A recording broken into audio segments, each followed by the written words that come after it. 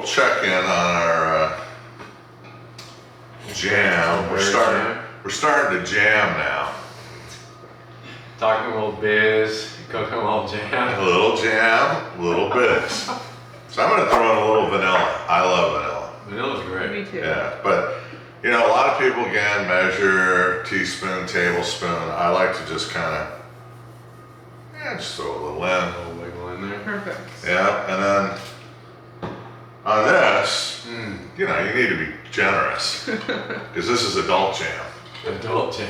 Yeah, yeah. Now, if you're doing this for your kids, do very little, but It's if 21 you're doing it, and over brunch. We got have it in. but there you go. We just put a little in there, Yeah, that was good. and yeah, we're just gonna let that keep cooking down. And I think we're gonna be jamming here in about a few minutes. Now, one of the things you'll notice if you look at this jam now versus when we were cooking it before, realize that, okay, it's great, it's a jam, but there's a lot of liquid, and how do I get it so it firms up into what we would typically think is a jam? And the new part to the day, the slurry. New part of the day. So what I like to do is I make a slurry, and the way I do that is I take a little cornstarch. Now this one I do measure. You don't have to be exact again, but I like to be close to exact. But I'm gonna use this to thicken the jam, and this is called a slurry. And so what I'm gonna do is I'm gonna walk over here, put a little water in here, and I'm gonna use hot water, not cold.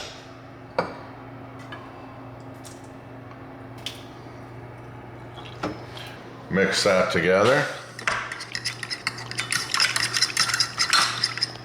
And I'm gonna put this slurry into my jam.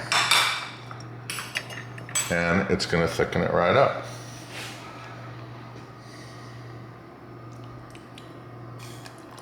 Now what I like to do is I put about half in first, and then I just kind of keep stirring it in, and believe it or not, in about 5 minutes we'll have a pretty firm jam.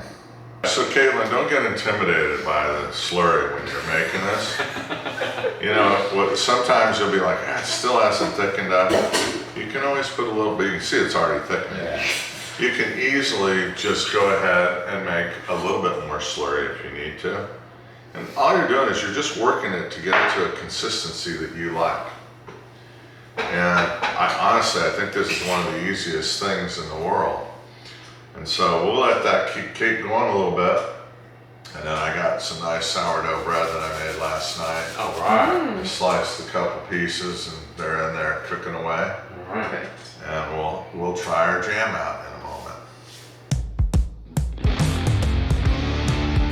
All right, so when you're running an organization, you kind of set out, you like to keep the Excel spreadsheet at least at the beginning, and then also the CRM tools. Let's talk about qualified opportunities and how that differentiates from pipeline and stepping it through the process. Okay. So a qualified opportunity is when you take a lead, you've had a conversation with that lead, and you know that they have the budget, the authority, and the need for your solution, Yeah. and your solution fits the timeline for both their needs and your needs from a timing perspective. Good old BANT. BANT. So once you have qualified opportunities, the general rule of thumb is usually you'll be able to close, if you're really good at your sales side, you'll be able to close 20% of those opportunities. Mm-hmm.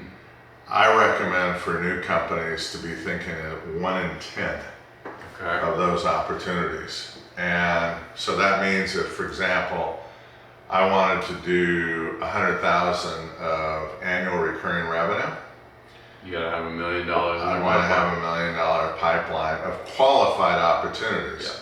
A common mistake young software companies make is they'll guesstimate what the opportunity I size is. had one conversation from somebody, and they have this many products that I can sell into. I'm gonna put that in the pipeline. Yeah, and I put it at full price, Right. you know, and I haven't had a pricing discussion yet. I know they've said they have budget, but I didn't ask them how much budget do they have. You know, they might have budget for 10,000, you're quoting them 50,000. Yeah. That, in my opinion, is not qualified. Yeah. And, you know, really what I've learned is that you want to look at that every week.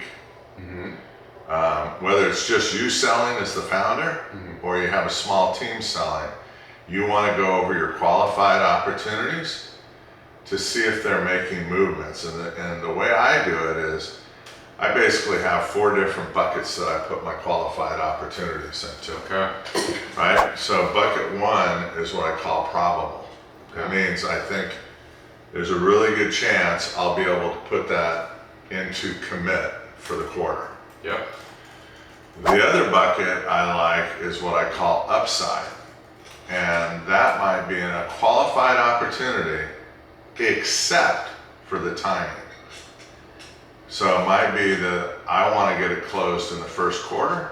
Yeah. They want to close in the second quarter. Their fiscal year Might be a fiscal year issue, might be a budget timing issue. Yep. But I think I might be able to give them an enticing deal to be able to get that into my current quarter. Yep. So that's upside. So what I'm really trying to do is move my opportunities into either upside or probable. And from there, once I get into upside or probable, I want to move those opportunities into forecast commit. And that means I now believe this deal is going to close. Yep. Could have gotten a verbal, could have gotten sign off from the board of directors, could have gotten sign off from the CFO, whatever. That's commit. So I take that commit, I take the closed one, what I've already won, and I add that to my probable, and that's my business for the quarter. Right. And I review that against my goal. And so my job is to keep putting opportunities into the funnel and pulling them through that way. And by looking at it each week, I can see how well my activities, I could be doing a lot of things, Right. but if I'm not getting movement in my pipeline, then it's not And effective. that's the whole win the day. When you win the days, you win the week. You win the week, you win the month. Yeah, that's exactly Do it. that 3 times every quarter. Boom, And- then you're gonna hit your goal at the quarter, which leads to the yearly.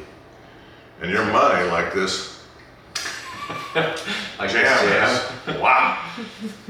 I tell you what, you got some layers of flavors going there. Lots of layers. I can taste the vanilla. All right, Mike, where were we? We were talking about Bant winning the day, which leads to the week, Yeah. and the month. You gotta hit your numbers, and you like to track those numbers. You're looking at them every day, but let's go over Monday morning with our companies. We like to discuss that. Pretty much, that's the weekly goal, what you're aiming for, what you changed in your probable, which got you a commit as you burn your mouth. Oh, good. That's good. You know what? Actually, you brought up a really good point. Yeah. So one of the mistakes young entrepreneurs make is they micromanage their sales team. Yeah. And I'm a big believer that you do that forecast meeting we just discussed once a week, but the rest of the week, you're letting your team go out there, find opportunities, ask people to help make introductions, etc. Meaning you want them focused on activities, not on numbers. Right. And Love the pipeline. loading that pipeline up, constantly doing an activity. I mean, you know, it's sending letters to people who can give you warm introductions. It's making cold calls. It's doing all those things, doing demos, all the activities that lead to movement in the pipeline. Yeah. If you're constantly calling your salesperson about where they're at on a deal and how do they do this and what are they doing that, or you ask them to do things that have nothing to do with pipeline activity, Yeah, it's taken away from you're taking away from the business. driving the top. Yeah. So that would be my word of caution. So don't go over the forecast with your team every single day. Do it once a week. Always review it versus the prior week so you can see the movement. Yeah. And then encourage where you see good movement, try to get that through the whole organization. Where you have challenges, well then obviously that's where you've got to coach. Yep. Any rate, this has been a good morning. Got a little jam. You didn't tell me how you liked it. Caitlin liked it. Very good. I love it. Yeah, should I send Patrick some? For sure. Yeah. What do you think? Much better than a diner jelly. Right? Yeah. Yeah. Oh, Knott's Berry Farm, we need a deal. Boom. Good show today. That's it for the growers and showers. Everybody have a great week. Go out and make some money. Have fun.